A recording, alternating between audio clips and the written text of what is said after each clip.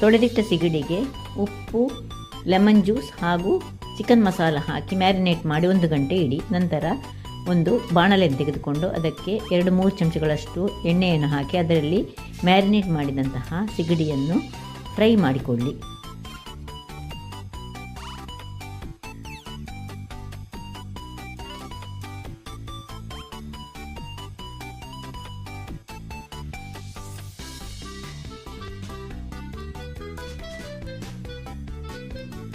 ನಿಧಾನಕ್ಕೆ ಬ್ಯಾಚ್ಗಳಲ್ಲಿ ಸ್ವಲ್ಪವೇ ಸಿಗಡಿಯನ್ನು ಚೆನ್ನಾಗಿ ಫ್ರೈ ಮಾಡಿಟ್ಕೊಂಡು ಒಂದು ಪಾತ್ರೆಯಲ್ಲಿ ತೆಗೆದಿಟ್ಟುಕೊಂಡು ಬದಿಗಿಟ್ಟುಕೊಳ್ಳಿ.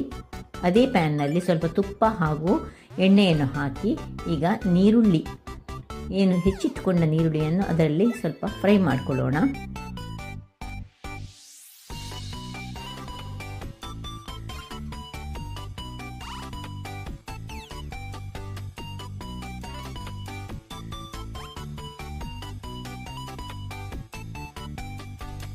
ನೀರುಳ್ಳಿ ಸ್ವಲ್ಪ ಬಾಡುವಾಗ ಅದಕ್ಕೆ ಸ್ವಲ್ಪ ಕರಿಬೇವಿನ ಸೊಪ್ಪು, ಒಂದು ಹೆಚ್ಚಿಟ್ಟ ಮೆಣಸು ಹಾಗೂ ಗುದ್ದಿಕೊಂಡಂತಹ ಬೆಳ್ಳುಳ್ಳಿ ಹಾಗೂ ಕರಿಮೆಣಸು ಹಾಕ್ಕೊಂಡು ಚೆನ್ನಾಗಿ ಫ್ರೈ ಮಾಡಿಕೊಳ್ಳಿ. ನಂತರ ಟೊಮ್ಯಾಟೊ ಹಾಕಿ ಸ್ವಲ್ಪ ಉಪ್ಪನ್ನು ಹಾಕ್ಕೊಂಡು ಅದನ್ನು ಮೆತ್ತಗಾಗುವಂತೆ ಬೇಯಿಸಿಕೊಳ್ಳಿ.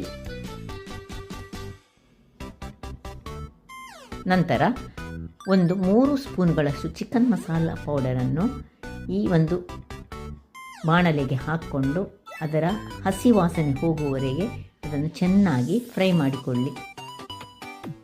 ನಂತರ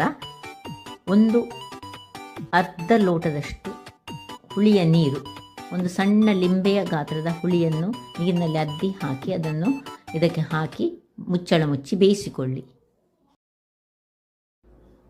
ಮುಚ್ಚಳವನ್ನು ತೆಗೆದು ಸೌಟಿನಲ್ಲಿ ಒಂದು 5 ನಿಮಿಷಗಳ ಕಾಲ ಕೈ ಆಡಿಸ್ತಾ ಇರಿ. ನಂತರ ಆಫ್ ಮಾಡಿಕೊಂಡು ಒಂದು ಬಾಳೆ ಎಲೆಯನ್ನು ತೆಗೆದುಕೊಂಡು ಈ ಫ್ರೈ ಮಾಡಿದ ಸಿಗಡಿ ಹಾಗೂ ಈ ಮಿಶ್ರಣವನ್ನು ಒಟ್ಟಿಗೆ ಸೇರಿಸಿಕೊಂಡು ಬಾಳೆ ಎಲೆಯಲ್ಲಿ ಮಡಿಚಿಕೊಂಡು ಇದನ್ನು ಪುನಃ ಒಂದು ಕಾವಲಿಯಲ್ಲಿ ಹಾಕಿಕೊಂಡು ಚೆನ್ನಾಗಿ ಬೇಯಿಸಿಕೊಳ್ಳಿ.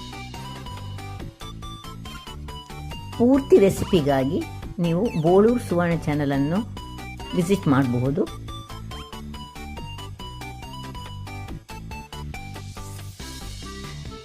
ರುಚಿಯಾದ ಸಿಗಡಿ ಮೀನಿನ ಪುಲ್ಚಟ್ ರೆಡಿಯಾಗಿದೆ. ಬಹಳ ಟೇಸ್ಟಿಯಾಗಿರ್ತದೆ.